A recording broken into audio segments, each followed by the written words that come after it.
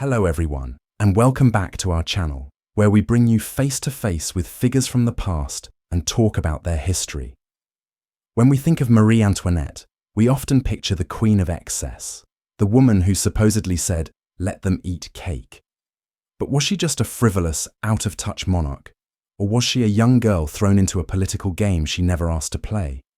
A pawn in a desperate bid to keep Europe from tearing itself apart? So let's go ahead and get started.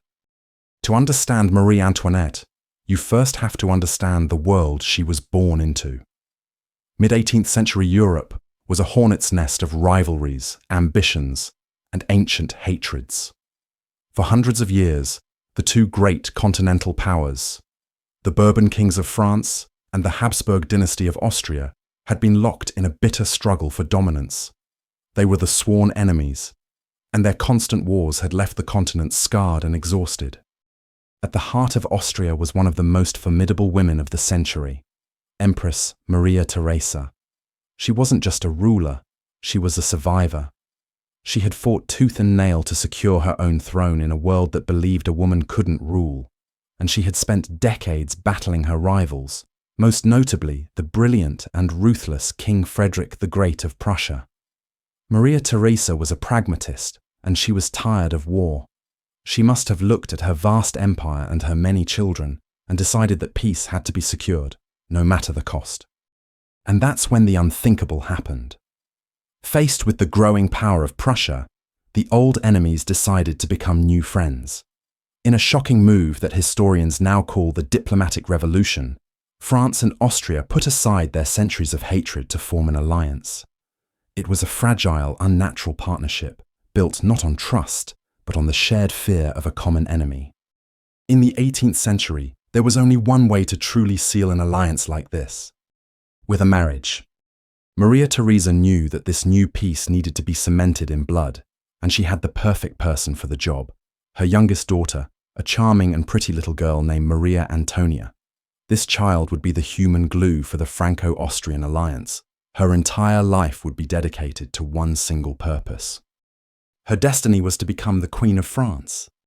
It's hard to even imagine the weight that was placed on such young shoulders. From her earliest moments, Maria Antonia was no longer just a person, but a political asset. She was the living symbol of peace, and her success or failure as the future French queen could mean the difference between a generation of prosperity or another devastating European war.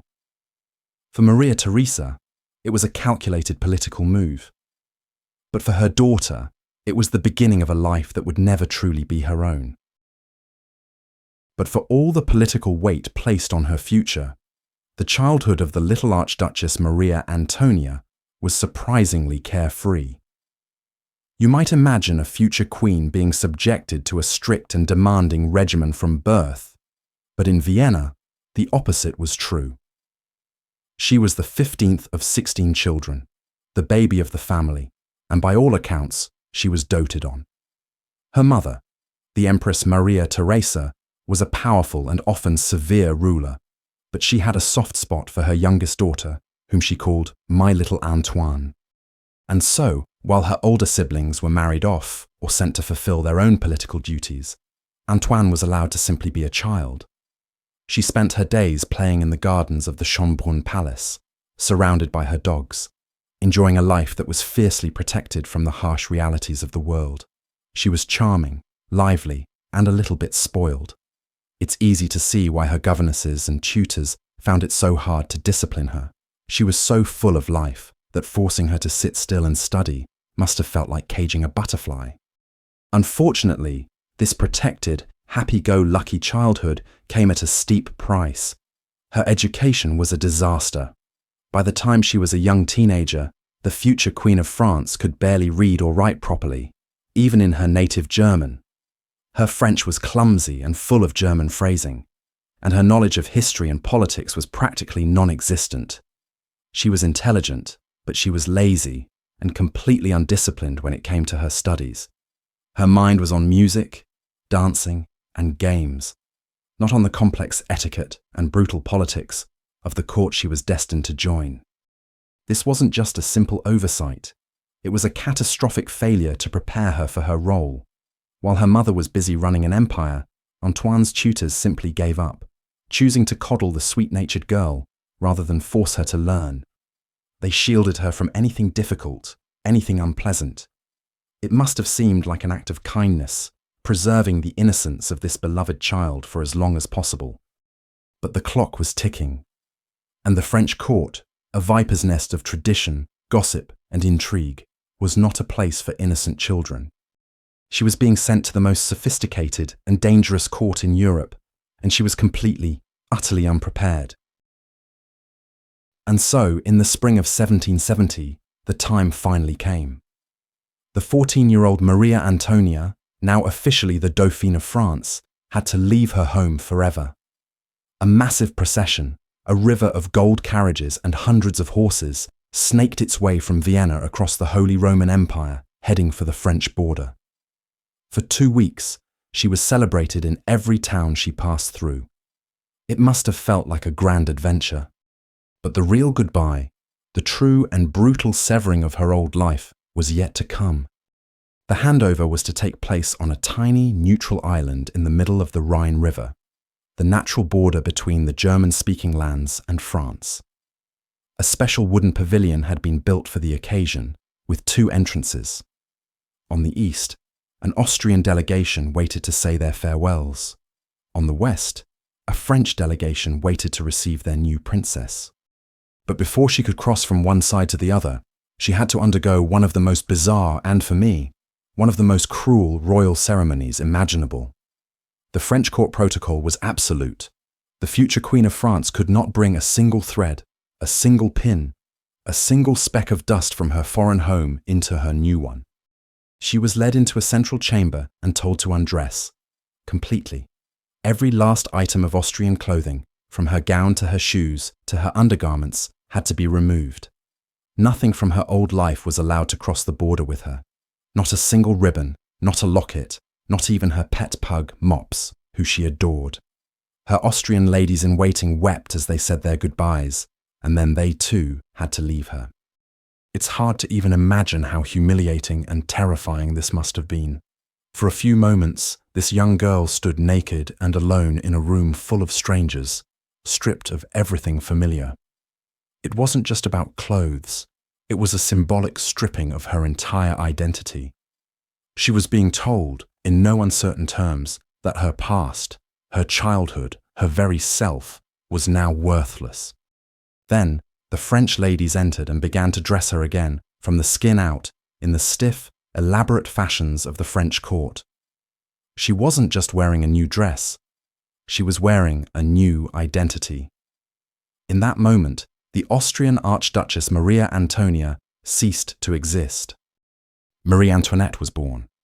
She walked out of the French side of the pavilion, a stranger in a strange land, to meet a new family and a new people who were already watching her every move.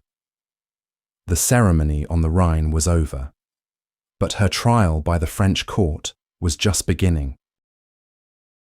And that trial began the moment she arrived at the glittering, overwhelming Palace of Versailles. To a young girl from the more relaxed courts of Vienna, it must have seemed like a city made of gold, a fairy tale castle stretching for miles.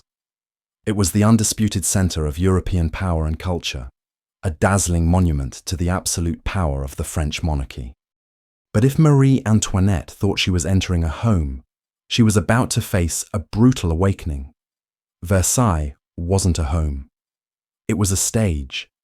And on that stage, every single moment of her life would be governed by a rigid and ancient system of rules known as l'étiquette. This wasn't just about knowing which fork to use at dinner or how to curtsy properly. The etiquette of Versailles was a suffocating, invisible web of traditions that dictated who could sit in your presence, who could hand you your gloves, and who was allowed to speak to you. It was the very engine of the court, a complex power game where a tiny breach of protocol could mean social ruin. For a girl who was famously undisciplined and hated being told what to do, it must have been a living nightmare. And the most shocking part of this new reality was that nothing, absolutely nothing, was private. The French believed that the bodies of their royals belonged to the state, They were public property. This meant that from the moment she woke up to the moment she went to sleep, Marie Antoinette was surrounded by an audience. This became terrifyingly clear during the daily ceremonies of the lever and the coucher, the official waking up and going to bed. Every morning, her bedroom would fill with dozens of high-ranking aristocrats, all jostling for position to watch her get out of bed. It was considered a great honor for a duchess to have the privilege of helping her into her chemise, or for another to hold her mirror. And it never stopped. Her meals were eaten in public, with spectators watching every bite she took. Her walks were public processions. Even the birth of her future children would be a public spectacle, with the room dangerously crowded to witness the arrival of a new heir. It's hard to even imagine the psychological shock this must have been. For a 14-year-old girl who had spent her childhood running freely through palace gardens, this was a special kind of prison. She had gone from a life of relative freedom and privacy to being a living doll, dressed and undressed by strangers, constantly watched, judged, and whispered about. Privacy, as she had known it, was gone forever. She was the future Queen of France, surrounded by hundreds of people at every moment of the day. But in this gilded cage, she was more alone than she had ever been in her life. And at the center of this gilded cage was the man she was supposed to marry, the Dauphin of France, Louis Auguste. If Marie Antoinette had been dreaming of a charming fairy tale prince, she was in for a rude awakening. The heir to the French throne was a shy, awkward, and deeply serious 16-year-old. Where she was graceful and lively, he was clumsy and withdrawn. His passions weren't for dancing or music, but for hunting, and strangely enough, for locksmithing. He would spend hours in his private workshop, tinkering with locks and keys, far more comfortable with intricate metalwork than with the intricate politics of the court. By all accounts, he was a good-natured boy, but he was completely overwhelmed by his new wife. She was beautiful, confident, and the center of attention, and he seemed to simply not know what to do with her. But the court didn't care if they were in love. It only cared about one thing: an heir. The entire purpose of this marriage, the very foundation of the Franco-Austrian alliance, rested on the couple producing a son to secure the succession.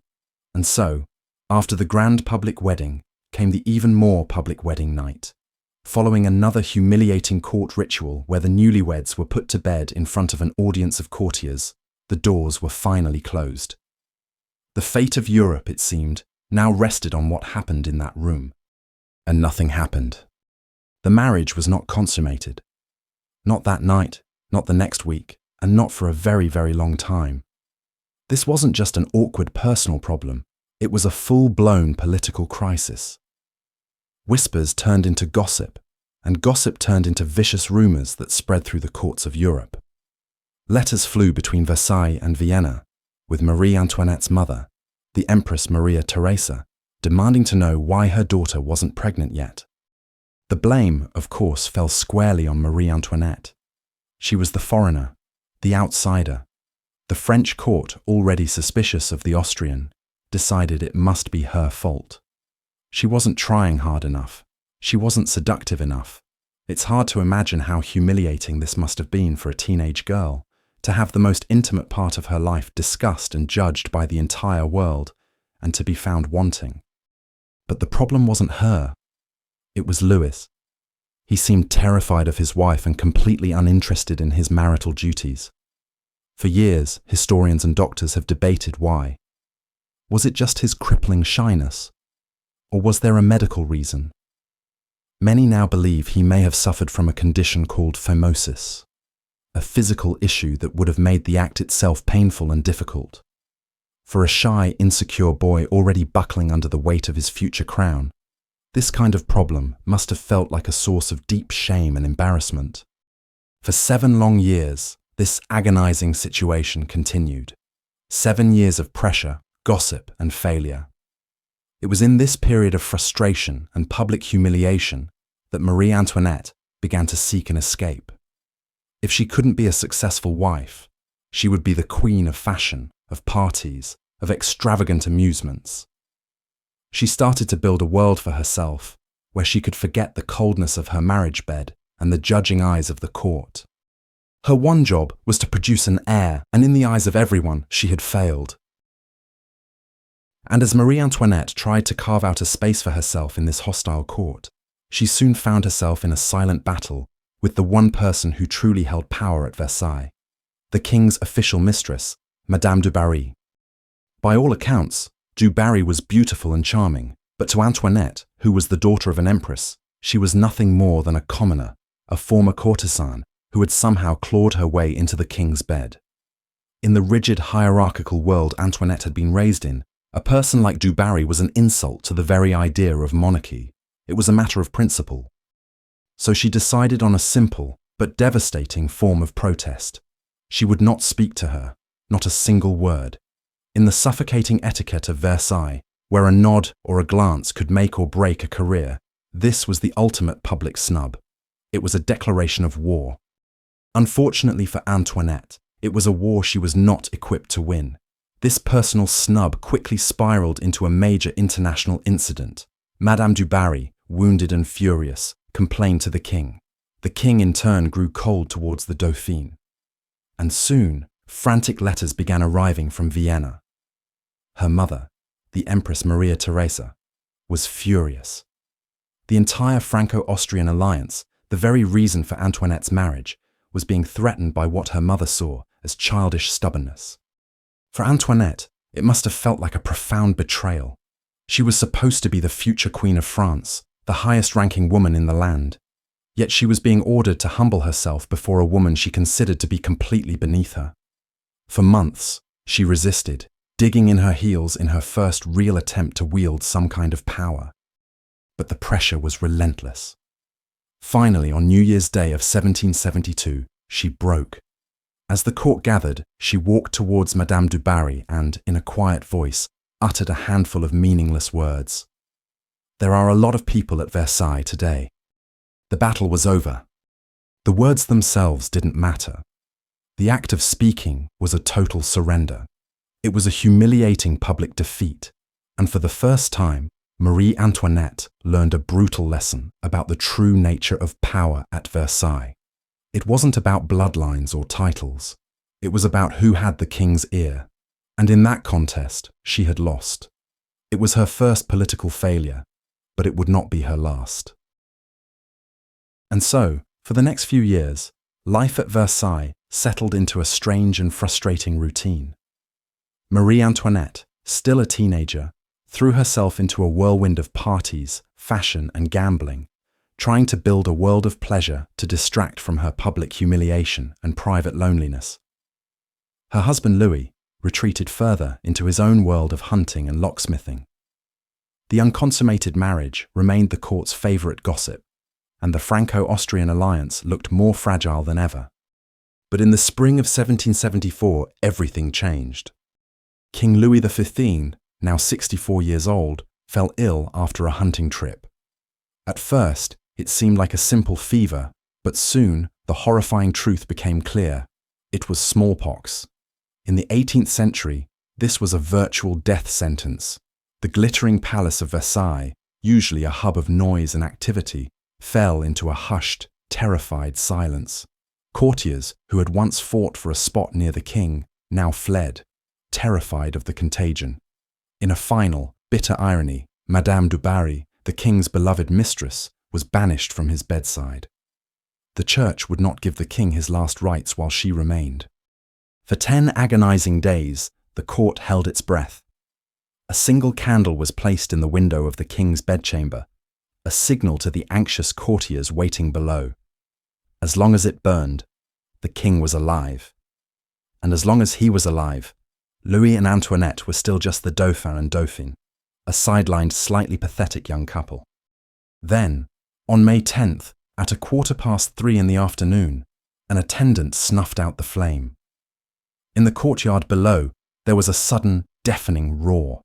It was the sound of hundreds of courtiers, a stampede of feet on marble floors, as they abandoned the apartments of the dead king and rushed to pledge their loyalty to the new one. The old king was dead. In their own chambers, Louis and Marie Antoinette heard the sound, like thunder, rolling towards them. They knew instantly what it meant. The games were over. Their strange, suspended childhood had just come to a violent end.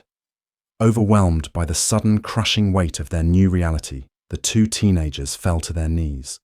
And together, they are said to have sobbed the same prayer. "Oh God, protect us. We are too young to reign." It's hard to even imagine the sheer terror of that moment. Louis was just 19 years old, and Marie Antoinette was 18. They had been given no training, no preparation, and no real responsibility. And now, in the blink of an eye, the fate of the most powerful nation in Europe rested entirely on their shoulders. The awkward boy who loved to fix locks was now Louis XVI, King of France and Navarre, an absolute monarch believed to be chosen by God. And the frivolous, disregarded teenager from Austria was no longer just l'Autrichienne. She was, finally and irrevocably, the Queen of France. And so, Marie Antoinette was queen. But what did that even mean? She was still the Austrian, still watched with suspicion by the old guard at court, and still failing at her one true job, producing an heir. She and Louis might have been the absolute monarchs of France, but in the rigid, whispering corridors of Versailles, she was still powerless in all the ways that mattered. She couldn't control the ministers, she couldn't change the ancient traditions, and she couldn't silence the gossip. She must have realized that she couldn't win on their terms. But there was one area where she could be the absolute monarch, one realm where her word was law. Her own appearance. If she couldn't command political respect, she would command attention. If the court wouldn't follow her lead in matters of state, it would be forced to follow her lead in matters of style. And for this, she found the perfect partner in crime, a fiercely ambitious and talented dressmaker named Rose Bertin. Bertin wasn't just a common shopkeeper. She was a creative genius, and she saw in the new young queen a chance to revolutionize fashion. Together, they formed a powerful alliance. Bertin became known, only half-jokingly, as Antoinette's Minister of Fashion. And the style they created was a declaration of war on the old, stuffy court. The centerpiece was the infamous pouf, a hairstyle that towered feet into the air, a scaffold of wire and gauze decorated with feathers, ribbons, and even miniature models of ships or gardens to celebrate current events. It was extravagant, it was ridiculous, and it was impossible to ignore. The dresses became wider, the fabrics more expensive, the details more elaborate. For me, this is where we see the real Marie Antoinette start to emerge from the scared teenager. This wasn't just about dresses and hair. It was about power. By creating a style so extreme and so expensive, she created a new inner circle. To be in the Queen's favor, you had to keep up. You had to wear the pouf. You had to buy the latest Bertin creation. For the first time, she was the one setting the rules. She was forcing the proud, ancient nobility of France to follow the lead of the Austrian girl they had once scorned. She had finally found a kingdom she could rule. It was a kingdom of silk, feathers, and towering hair. But it was a kingdom built on extravagance, and the people of France, who were struggling to afford bread, were beginning to watch with a mixture of fascination and deep resentment. But this kingdom of fashion wasn't just about showing off. Marie Antoinette, now more confident and politically aware, began to use her style in a much more sophisticated way. The pouf hairstyle evolved from a simple symbol of extravagance into something much more interesting. It became her personal message board, a way to comment on the events of the day without ever having to say a word. For me, this is one of the most fascinating and clever things she ever did. She took the one area of her life she controlled completely, her appearance, and turned it into a form of public communication. Her hair became a headline. The most famous example of this was the pouf à la belle poule. In 1778, the French frigate La Belle Poule won a celebrated victory against the British at the start of the American Revolutionary War. It was a huge moment of national pride. And soon after, the Queen appeared at court with an astonishing creation in her hair, a perfect miniature replica of the ship, complete with sails and flags. sailing through a sea of powdered curls. It was a bold, patriotic statement. She was no longer just the Austrian. She was the Queen of France, celebrating a French victory for all the world to see. But she also used it for more personal messages.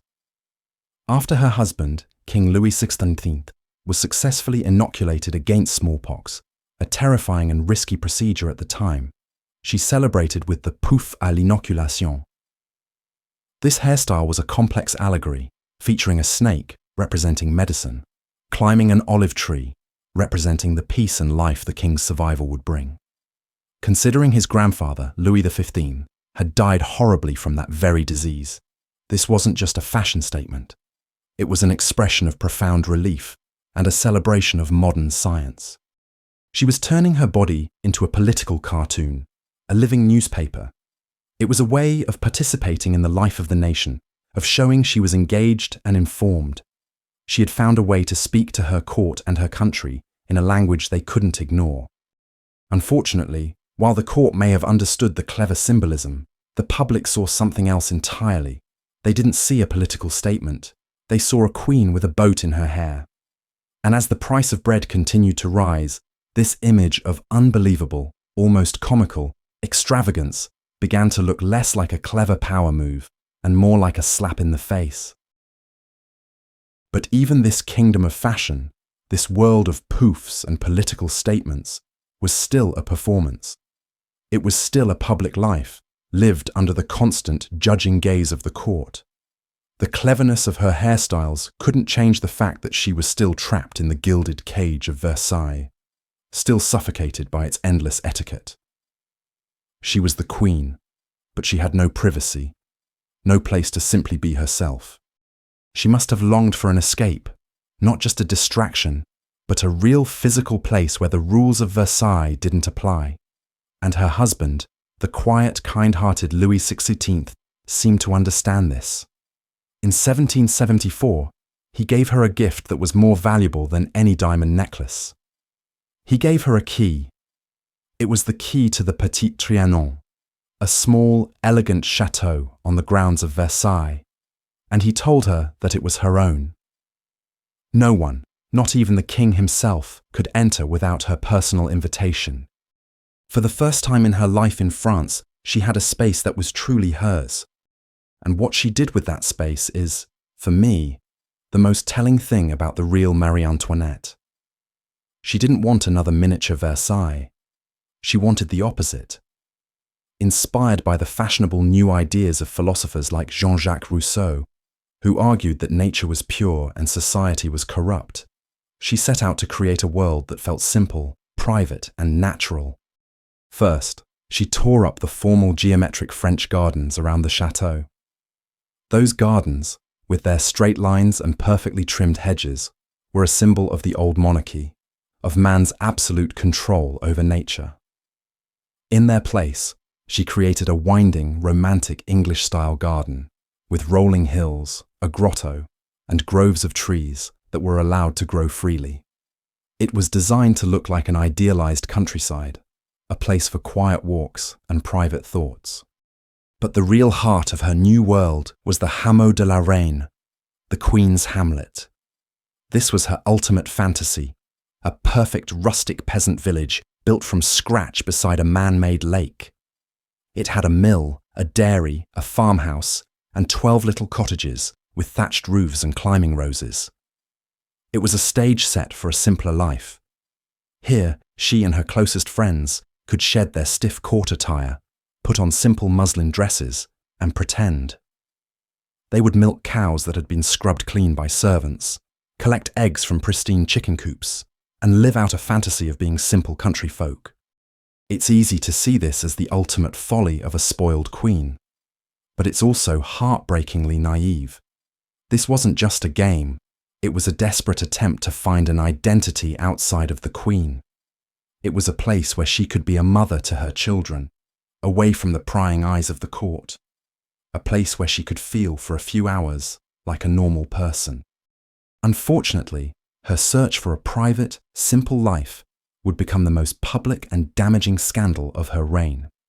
While real peasants across France were struggling with poverty and hunger, the news of the Queen's fantasy village spread like wildfire.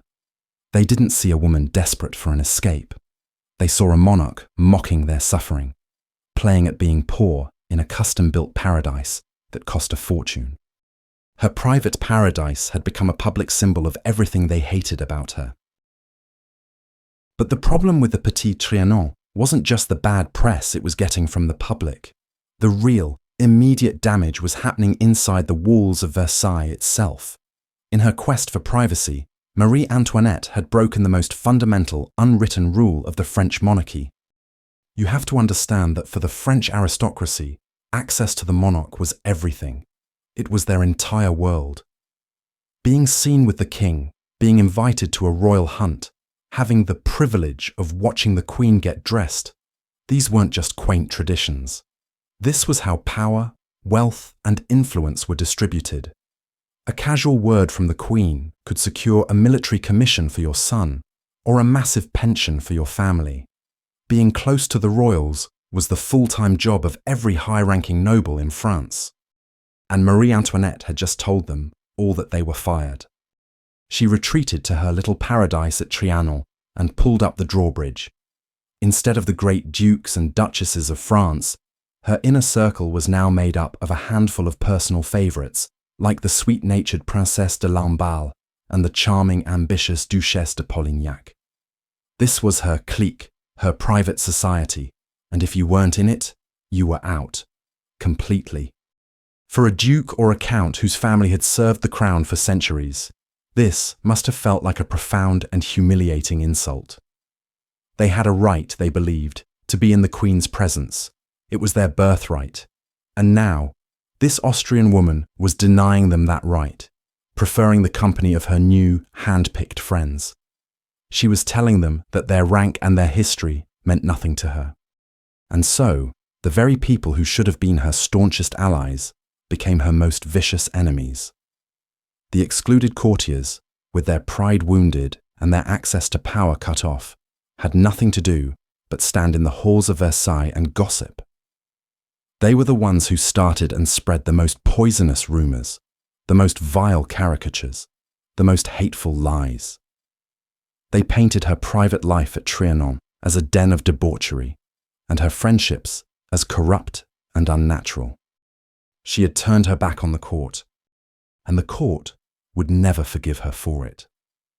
In her desperate search for a little bit of personal freedom and a few true friends, she had accidentally created an army of powerful, bitter enemies right in her own palace. The whispers that had followed her since she arrived in France were about to turn into a roar.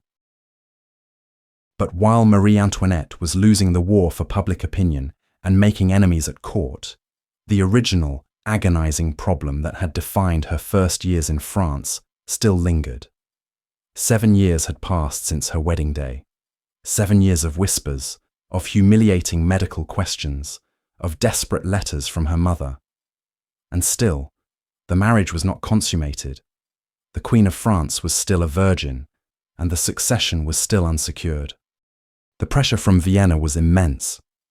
Her mother, the Empress Maria Theresa, was at her wits' end. She had sent her daughter to France for one reason, and in her eyes, Antoinette was failing spectacularly. Finally, she decided that letters were not enough. She needed to send someone who could get to the bottom of the problem, someone who could cut through the ridiculous French etiquette and just speak plainly. So, in 1777, she sent her son, Marie Antoinette's older brother, the Holy Roman Emperor Joseph II. Joseph was the complete opposite of the French court. He was a serious, no-nonsense ruler, an enlightened despot who travelled under a simple alias to avoid ceremony. He wasn't interested in parties or fashion. He was interested in results. He arrived at Versailles like a blast of cold, fresh air, and he was horrified by what he found. He saw a sister lost in a world of frivolous games and a brother-in-law who was more interested in his hunting logs than his own wife. He got straight to work. He had long, frank conversations with both Louis and Antoinette. It's hard to imagine how awkward these must have been. He spoke to Louis, man to man, about his duties in the bedroom, and he spoke to his sister as a blunt older brother, telling her she was being childish and not doing enough to seduce her husband. His final verdict was brutal. He wrote to their mother that they were simply two complete blunderers. But Joseph's visit wasn't just about scolding. He was a practical man, and he quickly diagnosed the real issues. He confirmed that Louis likely had a minor physical condition, phimosis, that made the act difficult and painful, and that a very simple surgery could correct it. But more than that, he saw that the real problem was just crippling shyness and a total lack of knowledge on both their parts. He gave them simple, practical advice, essentially a sex ed lesson for a king and queen. It was the intervention they had desperately needed for 7 years. After Joseph left, Louis, finally understanding the problem, agreed to the minor operation. And a few months later, in August of 1777, the moment the entire court had been waiting for finally happened. The marriage was finally consummated. For Marie Antoinette, it must have felt like a mountain of weight had been lifted from her shoulders. The years of public humiliation and private failure were over. She had finally done her duty. The political crisis was averted, and for the first time, she and Louis began to build a real, affectionate marriage. The path was now clear for what everyone, from the peasants of Paris to the Empress in Vienna, had been waiting for: an heir to the throne of France. And soon, the news that all of France had been waiting for finally arrived. The Queen was pregnant. After 8 long years of humiliation, gossip and failure, Marie Antoinette had finally fulfilled her primary duty. It's hard to even imagine the relief she and Louis must have felt.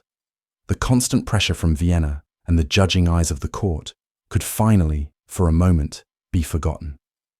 This wasn't just a political victory, it was a deeply personal one. They were finally going to be a family. But this was Versailles, and even the most intimate moment of a queen's life was public property. According to ancient tradition, the birth of a royal child had to be witnessed by the public. This wasn't just for ceremony, it was a practical measure to ensure that the baby was legitimate and that no healthy heir was swapped for a sickly one. For Marie Antoinette, who had fought so hard for a little privacy at Trianon, this must have felt like the ultimate violation. On the morning of December 19th, 1778, as the Queen went into labour, the doors to her bedchamber were thrown open. A massive crowd of courtiers, ministers, and anyone with a claim to high rank pushed their way inside, all desperate to witness the historic moment. The room became dangerously overcrowded. People were climbing on chairs and dressers to get a better view. The winter windows had been sealed shut to keep out the cold, and very quickly the air grew hot, thick, and unbreathable. In the middle of this suffocating chaos, Marie Antoinette gave one final agonizing push. The baby was born. But in the crush and the heat, the Queen suddenly cried out, "I'm suffocating! Give me air!" and fainted. Her eyes rolled back in her head.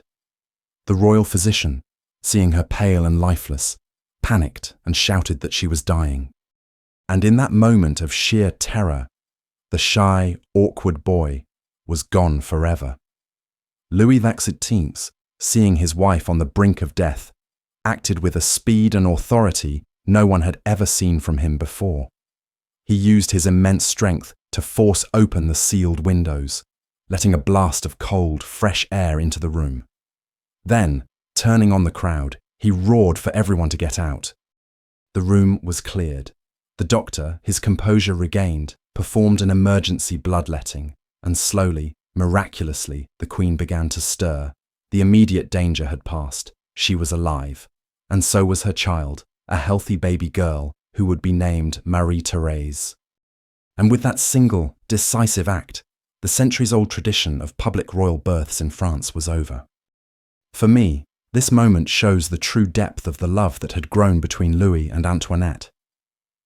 He had broken with one of the most sacred traditions of the French monarchy without a second thought, all to save her life.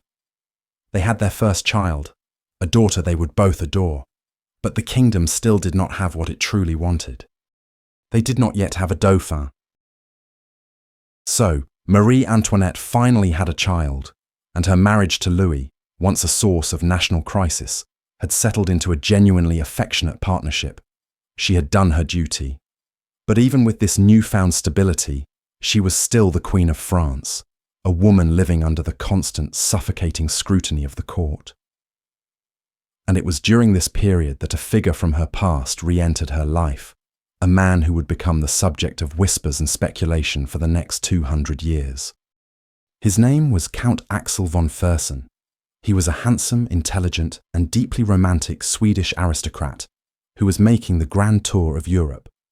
He and Marie Antoinette had first met briefly years earlier, when she was still the lonely, sidelined Dauphine. But when he returned to Versailles in 1778, things were different. She was the queen, more confident and more beautiful than ever, and the connection between them was immediate, and to the eagle-eyed court, it was obvious. They became inseparable. They attended balls together, went to the opera together, and spent hours in deep conversation. Fersen was everything Louis was not. He was worldly, dashing, and effortlessly charming. For a woman who had spent her entire adult life in a political marriage, who had been starved of romantic passion, Fersen must have felt like a character from a novel come to life. But was it a true love affair? For centuries, historians have debated the exact nature of their relationship. Was it just a deep platonic friendship, or were they lovers? The evidence was always tantalizing, but never conclusive. Until now. The primary evidence has always been the trove of letters they wrote to each other, often in a complex cipher to hide their meaning. But even in these letters, the most intimate passages were often furiously scribbled over, censored with black ink to make them unreadable. For 200 years, these secrets remained hidden. But recently, using cutting-edge X-ray technology, scientists have finally been able to read the words that someone, perhaps Fersen himself, tried so desperately to erase. And what they found is breathtaking. Underneath the black ink, Fersen writes to his queen, "I love you and will love you madly all my life." In another, the censored text reveals him calling her his beloved. He writes of his adoration, of how he cannot live without her. For me, this is the smoking gun. While we can never know for certain if they were physically intimate, these letters prove beyond any doubt that this was not just a friendship. This was a deep, passionate, and mutual love affair. She was in love with another man. It's hard to even imagine the emotional turmoil this must have caused. On one hand, she had a kind and devoted husband in Louis, the father of her child. But on the other, she had found a soulmate, a man who saw her not just as a queen, but as a woman to be adored. It was a joy she had never known, but it was also a secret that, if exposed, could destroy her. Her life, already a complicated balancing act, had just become infinitely more dangerous. But while Marie Antoinette was navigating the dangerous secrets of her own heart, another, far more public storm was gathering. This new scandal wouldn't be about love, but about ambition, greed, and a lie so audacious, it would help bring down the entire French monarchy. It all started with two people on the fringes of the court, both of them desperate for a status they felt they deserved. The first was Cardinal de Rohan. He was a man who, on the surface, had everything. He was from one of the most ancient and powerful noble families in France. He was a prince-bishop of the Catholic Church, and he was fabulously wealthy. But he had one massive, glaring failure in his life. The Queen could not stand him. Years earlier, while serving as the French ambassador in Vienna, he had sent gossipy, unflattering letters about her mother, the Empress Maria Theresa. Marie Antoinette never forgot and never forgave. For a man as proud and ambitious as Rohan, this was a constant, humiliating thorn in his side. He was desperate to get back into the Queen's good graces, and he would do almost anything to make it happen. The second person was a woman named Jeanne de Valois Saint-Remy. By all accounts, Jeanne was a brilliant and ruthless con artist. But what made her so dangerous was that she had a legitimate, if distant, claim to royal blood. She was a descendant of an illegitimate son of King Henry II of France. And while her family had fallen into poverty, Jeanne grew up with the burning conviction that she was owed a life of luxury and influence. She must have looked at the splendor of Versailles and felt a profound sense of injustice. She had the name, but none of the power, and she was determined to change that. For me, this is where the story becomes a perfect storm of ambition and delusion. Jeanne, with her plausible-sounding name and incredible nerve, managed to convince people at court that she was a secret, intimate friend of the Queen. And it wasn't long before she came to the attention of the desperate Cardinal de Rohan. He saw in this supposed friend of the Queen a golden opportunity, a back channel to the one person whose approval he craved above all others. Jeanne saw something much simpler. She saw a perfect mark. Realizing just how badly Rohan wanted to believe, Jeanne began her con. She started passing him forged letters, written on the Queen's own stationery, which she had obtained through a contact at court. The letters were warm and forgiving, hinting that the Queen was finally ready to put their old feud behind them. For Rohan, it must have felt like a dream come true. The trap was set, and the Cardinal, blinded by his own desperate ambition, was about to walk right into it. But letters, even supposedly from the Queen, were not enough to secure the kind of money Jeanne was now aiming for. She needed a bigger prize, a target so valuable it would make her rich for life. And she found it in a legendary, almost mythical piece of jewelry, the Baume and Bassange diamond necklace. This necklace was a monster, a cascade of 647 flawless diamonds, so impossibly expensive that the jewelers had nearly bankrupted themselves creating it. They had originally designed it for Louis XV's mistress, Madame du Barry, but the king died before it was finished. They had since offered it to Marie Antoinette several times, but she had wisely refused, saying that France needed ships more than it needed diamonds. This public refusal was the key to Jeanne's entire plan. She went back to the Cardinal with a breathtakingly audacious story. She told him that the Queen, despite her public statements, desperately wanted the necklace. But she couldn't buy it openly because of the kingdom's shaky finances. So she needed a secret, loyal friend to act as a go-between, to acquire the necklace on her behalf. And she had chosen him, Cardinal de Rohan. For Rohan, this must have felt like the ultimate validation. This wasn't just about forgiveness anymore. This was a secret mission, a sign of the deepest trust and favor from the Queen herself. But even he, blinded as he was by ambition, was not a complete fool. He needed more than just Jeanne's word and a few forged letters. He needed proof. He told Jeanne that before he would agree to sign the financial guarantees for the necklace, he had to hear it from the Queen's own lips. He needed a meeting. For any normal con artist, this would have been the end of the road. But for Jeanne de Valois, it was an opportunity. This is where her con elevates from simple fraud to a work of dark genius. She agreed to arrange a secret, nighttime meeting between the Cardinal and the Queen in the gardens of Versailles. And so, on a summer night in August of 1784, the final crucial piece of the trap was laid.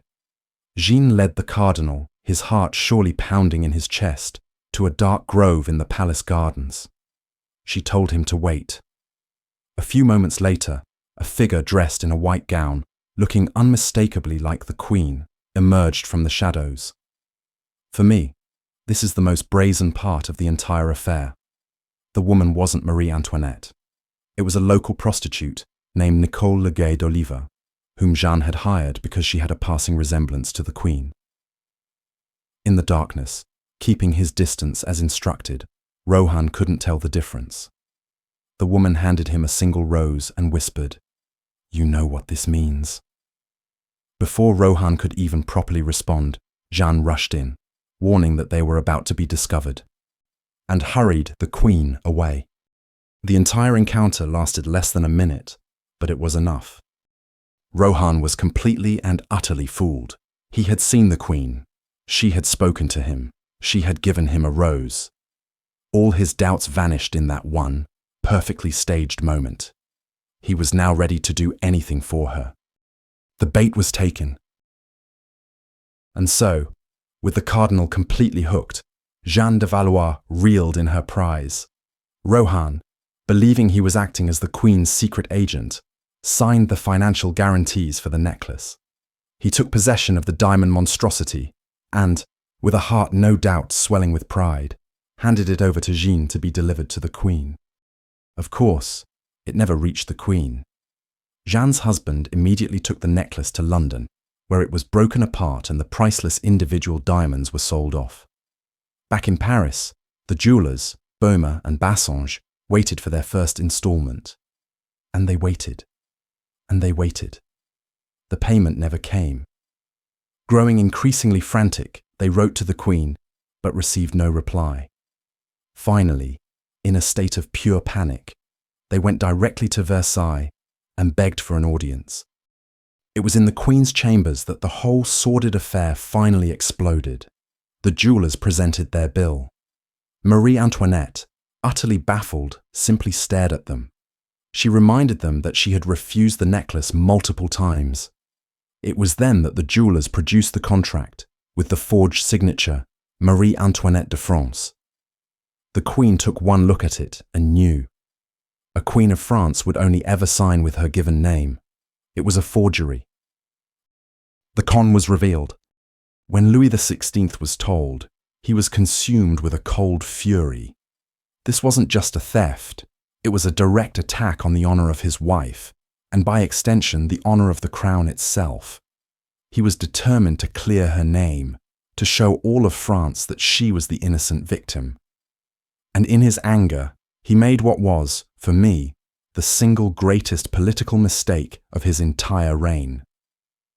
Instead of handling the matter quietly within the court, he chose to make it a public spectacle. On August 15, 1785, one of the most sacred holidays in France, Cardinal de Rohan, dressed in his full religious vestments and about to celebrate Mass before the entire court, was arrested. It was a shocking, unprecedented act. A prince of the church, a member of one of France's great families, taken away like a common criminal. The king demanded a public trial before the Parlement of Paris, believing that the truth would exonerate his wife in the eyes of the world. He could not have been more wrong. The trial became a media circus, the sensation of the century. But it wasn't Jeanne or Rohan who were truly on trial. It was Marie Antoinette. The public, already primed by years of hateful pamphlets to see her as a decadent, immoral foreigner, lapped it up. They didn't see a queen who was the victim of a con. They saw a story that confirmed all their worst suspicions. A powerful, vindictive queen trying to ruin a noble, if foolish, churchman. Rohan was painted as the gullible victim, and the queen as the villain. In May of 1786, the Parlement of Paris, eager to assert its own power against the king, delivered its verdict. Cardinal de Rohan was acquitted of all charges. The city of Paris erupted in celebration, hailing him as a hero who had stood up to the tyranny of the Austrian. It was a complete and utter catastrophe for the monarchy. Marie Antoinette was the innocent party, the victim of a crime. But the verdict had made her guilty in the eyes of her people. It cemented, once and for all, the image of her as a deceitful, extravagant, and morally bankrupt woman who would stop at nothing to get what she wanted. Her reputation was in ruins. The acquittal of Cardinal de Rohan was an absolute catastrophe. In the eyes of the public, the trial had proven what the hateful pamphlets had been saying for years. The Queen was a liar, a manipulator, and a spendthrift. Her reputation, already fragile, was now completely shattered. She was no longer just the Austrian, she was Madame Deficit, the woman who would bankrupt France for a diamond necklace she didn't even technically buy. The monarchy was in full-blown crisis mode. They had to do something to fight back against this tidal wave of public hatred. They had to change the narrative. And so, they decided to launch a propaganda counter-offensive, using the most powerful tool they had: art. The commission went to the Queen's favourite portraitist, the brilliant Elizabeth Vigée Lebrun. The mission was simple: rebrand the Queen. Erase the image of the decadent party girl and replace it with something the people of France could not possibly hate. A mother, The resulting painting, Marie Antoinette and Her Children, is one of the most calculated and, for me, one of the most tragic portraits in history. Gone are the towering poufs and extravagant silks. Instead, we see the Queen in a simple but rich red velvet gown, looking not at the viewer, but lovingly towards her children. Her young daughter leans against her arm, and her youngest son, the future Louis XVI, sits on her lap. It's an image of quiet, regal, maternal warmth. But the most powerful and heartbreaking detail is what her eldest son, the Dauphin, is doing. He stands beside her, pulling back the curtain on an empty cradle. This was a direct, gut-wrenching reference to the Queen's fourth child, Sophie, who had died in infancy just a few months before. It was a raw, public display of her grief, an attempt to show the world that she wasn't a monster, but a grieving mother who had suffered the most human loss imaginable. It was a masterpiece of political art. But it was too little, too late. The public wasn't buying it. They didn't see a loving mother, they saw a cynical performance. The trust between the Queen and her people was so completely broken that this appeal to shared humanity was seen as just another manipulation. The image of Madame Deficit was burned so deeply into their minds that it was impossible to erase. The damage was done. The painting, meant to be her salvation, only served to prove how vast the gulf between the monarchy and the people had become. Her reputation was beyond repair, and the whispers of discontent across France were about to grow into a roar. But as the storm of public hatred gathered around them, a far more intimate and heartbreaking tragedy was unfolding inside the palace walls. This private sorrow would strike at the very heart of the royal family, leaving them paralyzed at the worst possible moment in French history. The focus of this tragedy was the little Dauphin, Louis Joseph. The long-awaited heir, the boy whose birth was supposed to have secured the dynasty, was a frail and sickly child. He suffered from what was likely tuberculosis of the spine, a cruel disease that twisted his small body and left him in constant pain. For Marie Antoinette, who adored her children with a fierce passion, it must have been a special kind of torture to watch her son, the future of France, slowly waste away before her eyes. And all of this was happening as the very foundations of the kingdom were beginning to crack. In May of 1789, for the first time in 175 years, the Estates General convened at Versailles. The whole of France was holding its breath. This was the moment that could either save the nation or tear it apart. But while the three estates argued and postured, the king and queen could barely focus. Their minds and hearts were in a darkened room, watching their 7-year-old son die. Then, on June 4th, 1789, the worst happened. The little boy, after months of agony, finally passed away. The Dauphin was dead. The grief was absolute. It consumed them. Louis XVI, a man already prone to indecision, retreated into a shell of sorrow. Marie Antoinette was utterly devastated. They were parents mourning the loss of their child, and in their grief, they were completely incapable of being the king and queen that France so desperately needed. They shut themselves away, observing the strict court mourning rituals that demanded their isolation. And the timing could not have been more catastrophic. Just as the monarchy went silent, locked away with its private grief, the revolution found its voice. While the king and queen mourned, the members of the Third Estate, feeling ignored and sidelined, took their famous oath in a Versailles tennis court, vowing not to stop until they had written a new constitution.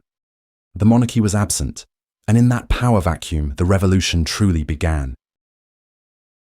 The death of the Dauphin had left a void not just in the hearts of the king and queen, but at the very centre of the French government. While the monarchy was paralysed by grief, the revolution, which had been a low rumble, began to roar. In Paris, just a few miles away, hunger and anger were reaching a boiling point. The price of bread was soaring, and the people, fueled by years of resentment and radical pamphlets, saw a clear villain: the Queen, Madame Deficit, living in luxury while they starved. On October 5th, 1789, that anger exploded. A massive crowd, led by the formidable market women of Paris, armed with pikes and kitchen knives, began to march. Their destination was Versailles. They were coming for bread, and they were coming for the king. It must have been a terrifying sight, a river of thousands of furious citizens flooding the manicured avenues of the palace. That night, a small group broke into the palace, their rage directed at one person. They stormed up the marble staircase, heading for the queen's apartments, screaming for her blood. Marie Antoinette, woken just in time by her ladies-in-waiting, barely escaped, running barefoot through a secret passage to the king's chambers just moments before the mob hacked her bed to pieces. The next day, the royal family were forced onto the balcony to face the massive, hostile crowd. The mob demanded one thing, that the king and his family abandon Versailles and return with them to Paris. There was no choice. Later that day, the royal family got into a carriage, surrounded by the jeering mob, and began the slow, humiliating journey to the city. As the golden palace of Versailles disappeared behind them, they must have known their world had ended. They would never see it again. And it is here, with the end of their life at Versailles, that we must bring our story to a close. The years that followed were a slow, agonizing descent, a failed escape attempt, imprisonment, the execution of her husband, and a cruel trial where she was accused of unspeakable crimes against her own son. It is a story of profound tragedy, but perhaps the best way to understand the full, devastating arc of her life is to look at one final image. It is not a grand oil painting by a court artist. It is a simple, brutal sketch drawn from life by the revolutionary artist Jacques-Louis David. He captured her on October 16, 1793, as she was being carried through the streets of Paris in an open wooden cart on her way to the guillotine. For me, this single image is more telling than any other. The famous blonde hair has been crudely chopped off. She is no longer in silks and velvets, but in a simple, plain dress. Her hands are bound tightly behind her back, but her posture, even in this moment of ultimate humiliation, is ramrod straight. Her face is gaunt and aged far beyond her 37 years, but her expression is one of proud, almost defiant resignation. This is what became of the pretty, carefree little girl from Vienna. This is the final portrait of the queen of fashion, the woman who wore ships in her hair.